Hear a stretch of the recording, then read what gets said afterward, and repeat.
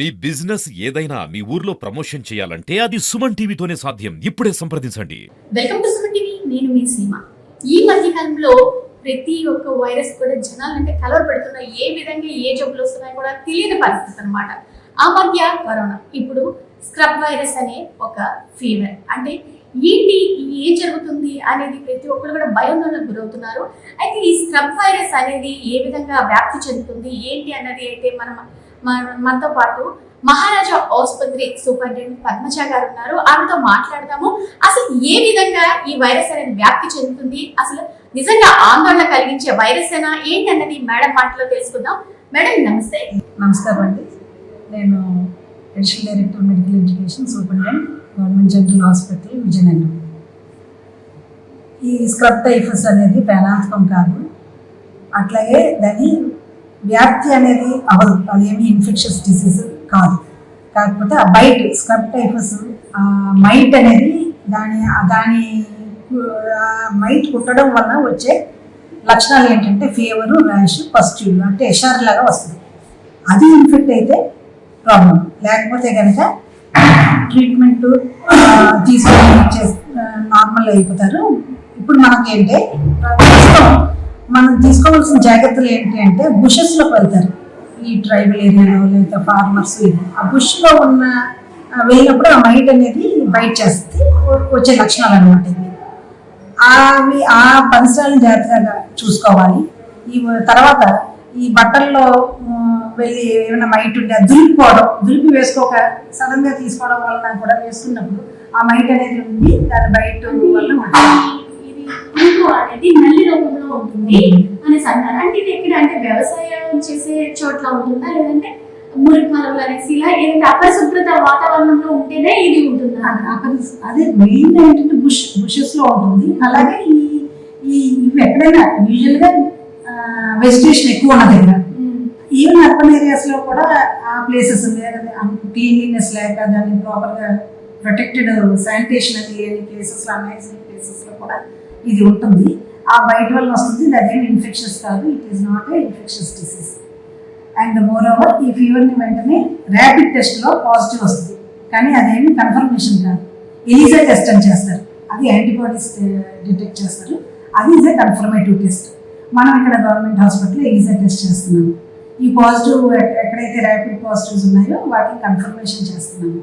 ఇందులో ప్రస్తుతానికి ఈ 2 రోజులుగాను 26 కేసెస్ మనకి శాంపిల్స్ వచ్చాయి. అందులో మనకి 7 పాజిటివ్ వచ్చింది. మన దగ్గర 2 పేషెంట్స్ ఉన్నారు, నార్మల్గానే ఉన్నారు. ఇది వచ్చిన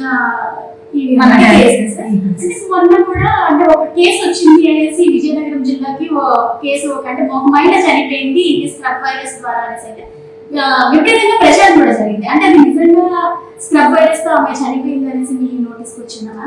లేదు మేడం, అది ప్రైవేట్ హాస్పిటల్లో జరిగినది మా దృష్టికి వచ్చింది. అది ర్యాపిడ్ టెస్ట్ అని అంటున్నారు.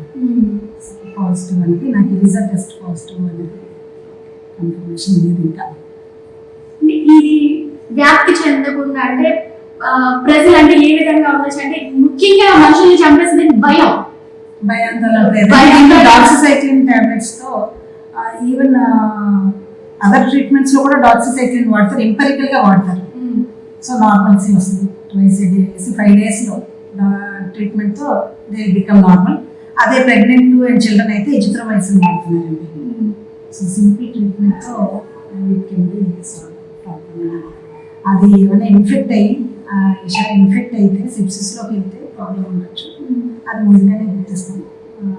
జాయిన్ అయిన చూసుకొని స్క్రబ్ వైరస్ కంటే భయపడుతున్నారు కదా జనాలు, అంటే విపరీతంగా భయం ఉంది. నెక్స్ట్ న్యూస్ ఛానల్స్ లో కూడా అంటే స్క్రబ్ వైరస్ చాలా విపరీతంగా ఉంది, ఏపీలో విజృంభిస్తుంది అనేసి ఇలాగా టైటిల్ పెట్టి వేస్తున్నారు. అంటే దీని వల్ల ప్రజలు కూడా ముఖ్యంగా భయాందోళన చెందుతున్నారని మనం చెప్పొచ్చు. దీని గురించి మీరు ఏమంటారు?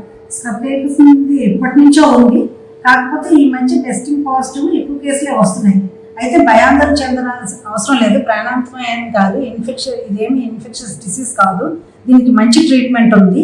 ఎర్లీగా గుర్తించి టెస్టులు చేయించుకొని ట్రీట్మెంట్ తీసుకుంటే అసలు ఎటువంటి సమస్య ఉండదండి.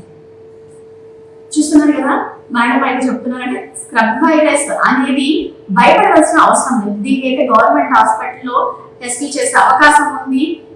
చాలా ఫెసిలిటీస్ కూడా ఉన్నాయి. సో దీని వల్ల అయితే ఎవ్వరు కూడా భయపడకండి. ముఖ్యంగా ప్రతి ఒక్కరు కూడా భయం ముందు చంపేస్తుంది మనుషుల్ని అయితే చెప్పొచ్చు. అంతేకాకుండా ఇవి ముఖ్యంగా అంటే శుభ్రంగా ఉండాలి. ఈ పురుగు అంటే వ్యవసాయం చేస్తున్న వాళ్ళు గడ్డిలో కానీ ఎక్కడైనా కూడా ఈ పురుగు అనేది ఉండొచ్చు.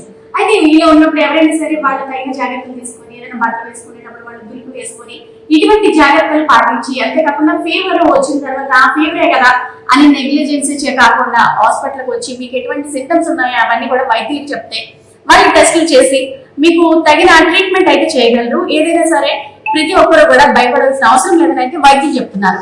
మరి చూద్దాం, మీరు కూడా అంటే భయపడకుండా ఒక అవగాహనతో, ఈ స్క్రబ్ వైరస్ అనేది ప్రాణాంతకమైన వ్యాధి కాదు, మన అవగాహనతో దీన్ని తరిమి పట్టొచ్చు అని అయితే వైద్యులు చెప్తున్నారు.